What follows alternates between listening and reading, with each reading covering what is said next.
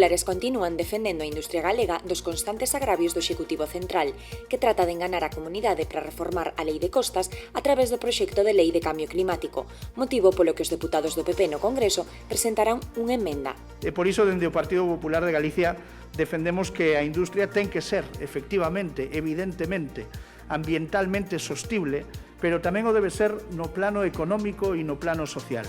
Non nos podemos pasar de frenada ambiental, como pretende a ministra,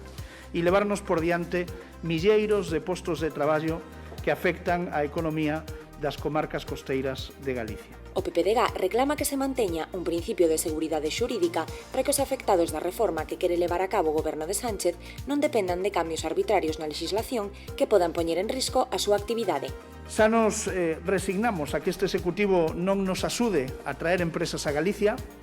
ninguén agarda nada diso do goberno de Pedro Sánchez, pero que pedimos polo menos é que deixe de esforzarse en pecharnos as que xa están asentadas en Galicia e operan dende hai décadas.